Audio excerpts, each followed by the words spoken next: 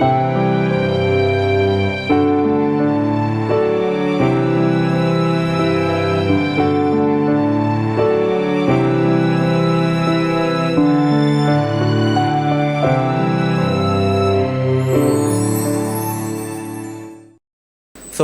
ជម្រាបសួរអាដាម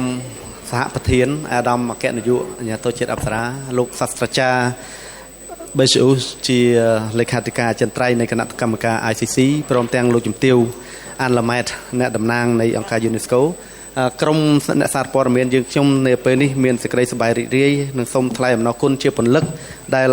អាដាមលោកជំទាវបានផ្ដល់កិត្តិយសផ្ដល់នៅសន្និសីទសារព័ត៌មាននៅពេលនេះជាដំបូងអនុញ្ញាតឲ្យយើងខ្ញុំសូមផ្ដល់ជាសំណួរសួរទៅអាដាមសហប្រធានតំណាងស្ថានទូតជប៉ុនបាទតើកិច្ចប្រជុំពេញអង្គថ្ងៃនេះរបស់គណៈកម្មការ ICC យើងបានសម្រេចអ្វីខ្លះសម្រាប់កិច្ចប្រជុំថ្ងៃនេះហើយយើងមានគម្រោងថ្មីអ្វីទៀតនឹងសម្រាប់អនុវត្តនៅពេលខាងមុខបាទ Okay, thank you very much. And as you know, this is my first experience in the ICC Angkor, and I was really impressed by the quality of discussion and the recommendations we adopted today. And because ICC is the process of the coordination, and now Angkor preservation conservation participated by very many countries, organizations, but we have to keep the quality of the conservation, and also that we have to talk our own concern, like that housing of the new buildings in the zone, and it's very frank discussion and the recommendation was adopted, and I'm happy to join today's meeting. Thank you. បាទសូមថ្លែងអំណរគុណអាដាមសហប្រធានសំណួរបន្ទាប់ទៅនេះខាងក្រមអ្នកសារព័ត៌មានក៏បានសូមជូនទៅអាដាមសហប្រធានអគ្គរដ្ឋទូតនៃសាធារណរដ្ឋបារាំងសួរថាសង្កេតឃើញថាគណៈកម្មការ ICC របស់យើងបានឃើញថាមានការអភិវឌ្ឍទៅលើការងារអភិរក្សនិងការអភិវឌ្ឍនឹងមានលក្ខណៈវិជ្ជមានជាច្រើនដូច្នេះតើការងារអ្វីទៅដែលជាការងារដែលមានការអភិវឌ្ឍបែបវិជ្ជមានជាច្រើននោះបាទ Pour ma part, c'était la troisième fois que je coprésidais le CIC encore. Et comme mon collègue japonais, j'ai été impressionné par la haute tenue des débats, par la très grande franchise aussi des échanges. Une des vertus de notre CIC, c'est d'entendre des rapports qui sont faits par des experts indépendants qui font des visites sur les différents sites, sur un certain nombre de chantiers en cours et qui font remonter un certain nombre d'observations qui permettent parfois de changer un certain nombre de dispositions, de changer de méthode, d'améliorer les techniques utilisées. Donc nous avons eu cette discussion sur différents sites, vous les retrouverez dans les recommandations,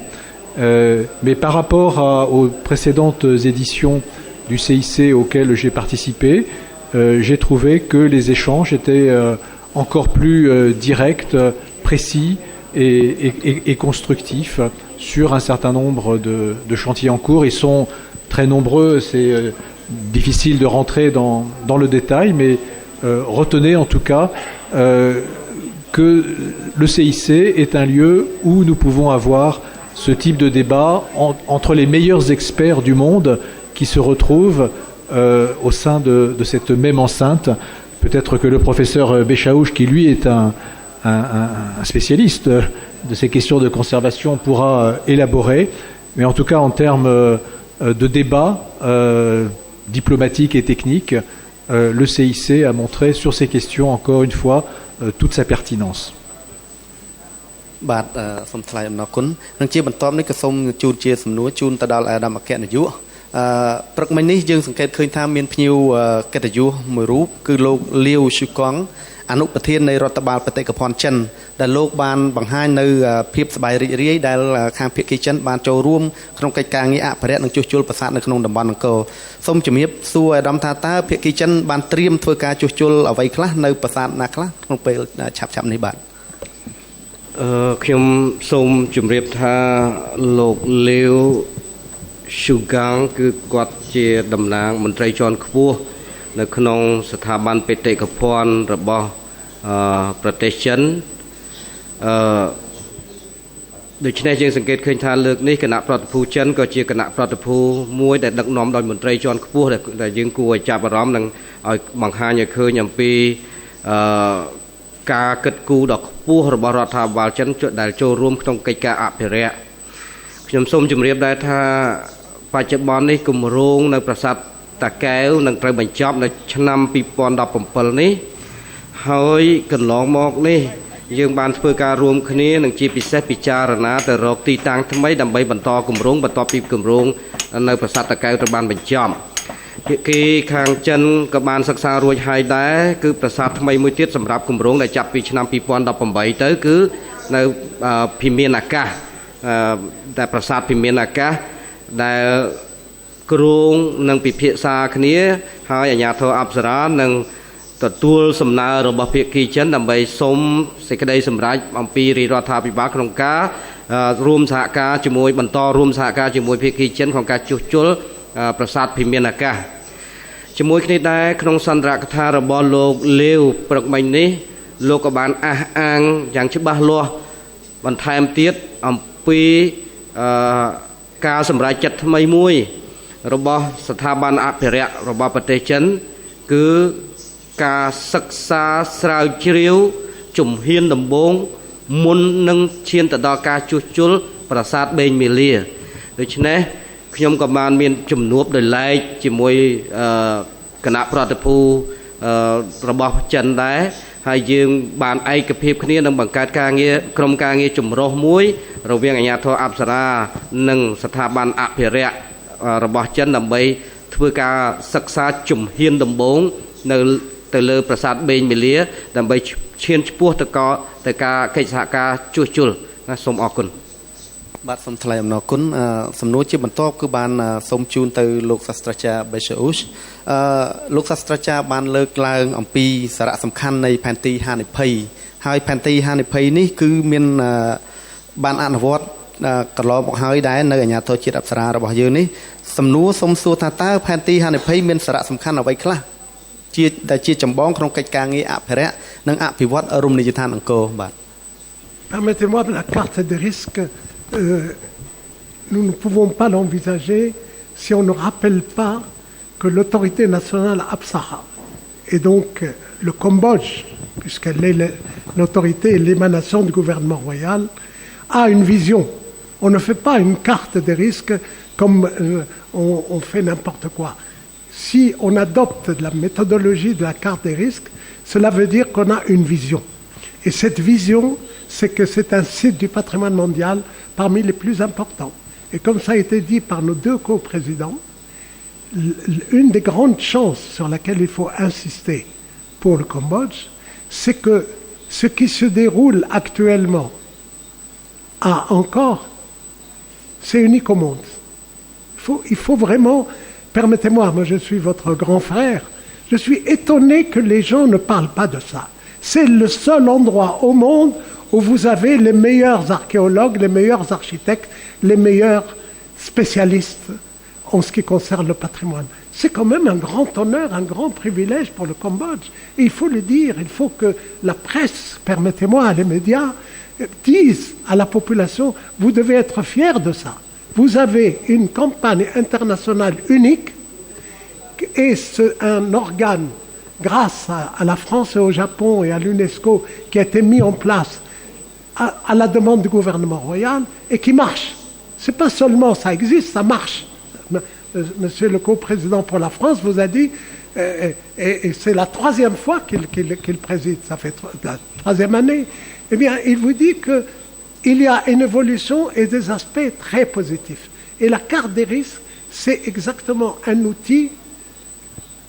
pour, pas seulement le CIC, c'est pour l'autorité nationale Apsara, pour que tous les problèmes, carte des risques, les monuments. Qu'est-ce que les monuments risquent à l'avenir après l'eau? Quels sont? C'est très important, l'eau. Quelquefois, vous pouvez dire, ce monument, je ne le restaure pas, il doit attendre. Est-ce que vous pouvez dire à la population, nous n'avons pas d'eau? C'est donc un facteur social et politique extrêmement important. Grâce à l'autorité nationale Apsara, grâce à un jeune savant, permettez-moi de le dire, ce n'est pas parce que c'est un ami, c'est un homme d'une grande valeur, Dr Rampe, l'autorité nationale Apsara a pu retrouver le réseau hydraulique, le sauvegarder, et la carte des risques a permis que lorsqu'il y a 2 ans, on était à la veille d'une catastrophe. C'est comme un barrage qui allait éclater. Le barrage occidental était plein d'eau et il risquait,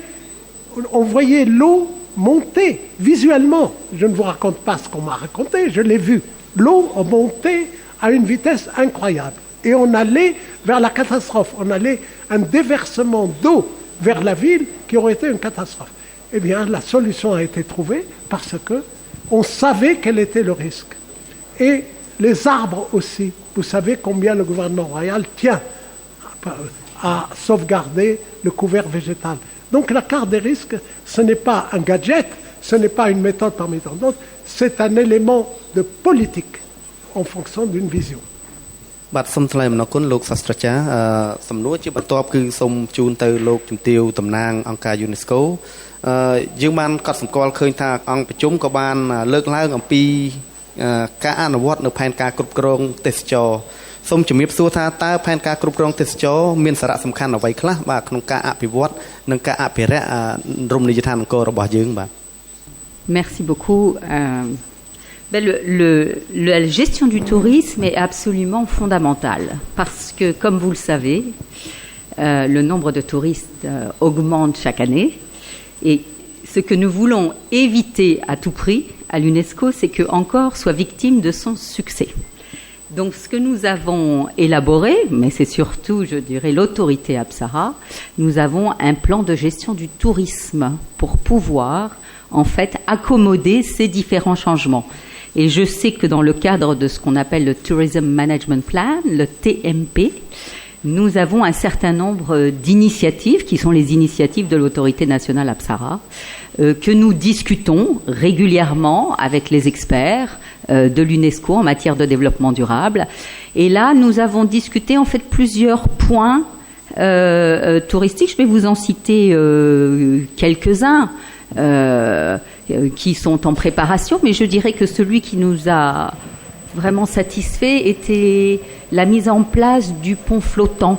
Alors vous allez me dire, c'est pas vraiment une provision touristique, mais en même temps, si, parce qu'il fallait justement accommoder la nécessité de refaire la chaussée centrale d'Angkor Wat et de pouvoir continuer à accueillir les touristes, toujours plus nombreux, dans de bonnes conditions. Et je dois dire que la solution qui a été discutée, adoptée et mise en œuvre est très satisfaisante. Donc là, je dois dire que du point de vue de l'aménagement touristique, même si nous en demandons toujours plus, nous sommes assez satisfaits de ce qui a été fait. Merci. Vous ne m'avez pas posé la question, mais je vais vous donner les impressions rapide sur 3 points qui me paraissent importants et qui ont été débattus lors de ce CIC. Le premier concerne les constructions qui se multiplient dans les zones 1 et 2 qui demandent certainement un dialogue renforcé entre l'autorité nationale Apsara et les autorités locales parce que ces constructions interviennent dans des zones qui sont extrêmement proches des temples. Donc ça demande un dialogue avec toutes les parties prenantes. C'est un sujet qui est complexe, sensible, parce qu'il touche à beaucoup d'intérêts, mais c'est un débat qui doit avoir lieu parce qu'il est en rapport avec l'intégrité du site. Le deuxième point qui a été évoqué concerne certains développements qui interviennent sur le mont Koulen, qui relèvent plus des évolutions intervenant sur l'environnement et qui demandent là aussi, parce que c'est un lieu extrêmement important, non seulement sur le plan archéologique ou religieux, mais sur le plan environnemental. Et nous avons entendu une communication qui montre que ce dossier doit recevoir aussi une attention prioritaire des autorités compétentes. Et le troisième, enfin, qui a fait l'objet du débat général de cet après-midi, concerne le nouveau système de billetterie qui a été mis en place depuis plus d'un an. Ce CIC a été l'occasion d'entendre des explications de la part des responsables de Encore Enterprise, qui gère la billetterie, sur la manière dont le système fonctionne, quelles sont les améliorations qu'on peut apporter à ce système qui est encore jeune et qui doit donc pouvoir évoluer, et quels sont aussi les services supplémentaires qui peuvent être proposés en échange de cette augmentation des tarifs qui va intervenir dans quelques jours. Donc ça a été considéré comme un débat extrêmement bienvenu et utile sur une question qui intéresse beaucoup de monde. Merci. បាទសូមថ្លែងអំណរគុណជាពលិកដល់អាដាមសហប្រធានយើងមានសំណួរចុងក្រោយមួយទៀតបាទសូមជូនអាដាមអគ្គនាយកបាទសំណួរដែលបានបង្ហាញឃើញថាអង្គប្រជុំរបស់យើងនឹងមានបានបង្ហាញអំពីចំណុចវិជ្ជមាននៃធនធានមនុស្សរបស់អាជ្ញាធរជាតិអប្សរាជាពិសេសការដ្ឋានការងារជួសជុលជាច្រើនក្នុងពេលបច្ចុប្បន្ននេះបានរៀបចំនឹងដឹកនាំទៅដោយអ្នកជំនាញជាតិដូច្នេះក្នុងនាមអាដាមជាអគ្គនាយកនៃស្ថាប័ននេះសូមអាដាមមានចំណាប់អារម្មណ៍បាទ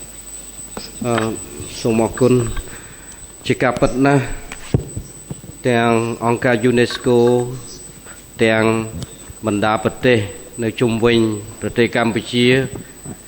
បាននឹងកំពុងទទួលស្គាល់អំពីជំនាញភាពជំនាញរបស់អ្នកជំនាញកម្ពុជាយើងតែជាពិសេសទៅលើជំនាញជួសជុលជំនាញអភិរក្សថ្មនិងជំនាញផ្នែកគេហៅថាបង្ការតែគឺយើងឥឡូវនេះជំនាញកម្ពុជាយើងនៅក្នុងតំបន់អាស៊ីអាគ្នេយ៍និយាយដល់ឡែកនេះគឺអាចនិយាយបានថាឈានខ្ពស់ជាងគេកិច្ចសហប្រតិបត្តិការដែលយើងមានកម្រិតជាតិកម្រិតអន្តរជាតិឈានទៅរកចំណុចមួយដែលមានលក្ខណៈស្មើភាពគ្នាទាំងកម្រិតផ្នែកថវិកានិងទាំងកម្រិតផ្នែកជំនាញពេលខ្លះនៅការដ្ឋានខ្លះខ្ញុំអាចនិយាយបានថាទាំងកម្លាំងពលករទាំងកម្លាំងជំនាញផ្នែកស្ថាបត្យកម្មផ្នែកវិស្វកម្មក៏ដូចជាបុរាណវិទ្យាគឺដឹកនាំទៅដោយក្រុមជំនាញការខ្មែរយើងទាំងអស់នេះគឺជាមោទនភាពមួយដែលកើតចេញអំពីកិច្ចខិតខំប្រឹងប្រែងជាពិសេសក្រោមការសិក្សារៀនសូត្របន្ថែមផងពីដៃគូបរទេសរបស់យើងរយៈពេលជាង20ឆ្នាំរបស់អាជ្ញាធរអប្សរានេះដែលនាំឲ្យយើងទទួលបានកម្រិតជំនាញបែបនេះហើយជាគោលនយោបាយរួមរបស់អាជ្ញាធរអប្សរានឹងបន្តពង្រឹងកម្រិតជំនាញបន្តទៀតតាមរយៈការបណ្ដុះបណ្ដាលកម្រិតជាតិក៏ដូចជាការសហការជាមួយនឹងដៃគូអន្តរជាតិនានាទៅលើគ្រប់ជំនាញដែលវាមានសារៈសំខាន់សម្រាប់កិច្ចការអភិរក្សនិងការអភិវឌ្ឍតំបន់អង្គរនេះសូមអរគុណ Permettez-moi parce que c'est quelque chose d'important. Il y a un signe auquel il faut donner toute son importance, c'est que dans son message, Son Excellence, Dr Sokan, vice-premier ministre, président de l'autorité Apsara, étant empêché et n'ayant pas assisté, il ne pouvait pas, comme d'habitude, comme il le fait depuis tant d'années, analyser l'ordre du jour, donner des orientations, etc. Mais je trouve que c'est très important que dans son message, la chose qu'il a mise en exergue, une seule chose, les instructions à l'autorité Apsara et un signe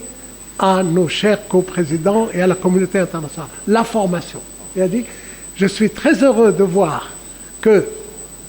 dans l'ordre du jour, combien il y a de jeunes Cambodgiens qui vont parler, qui ont parlé, eh bien, je suis très heureux, je suis satisfait, et cela veut dire qu'il faut renforcer la formation. Je crois que c'est très important de montrer qu'il y a une vision, je répète, il y a une vision du président de l'autorité nationale Apsara. L'Apsara, ce n'est pas de l'improvisation. L'Apsara, c'est une politique qui est mise en œuvre en fonction d'un programme.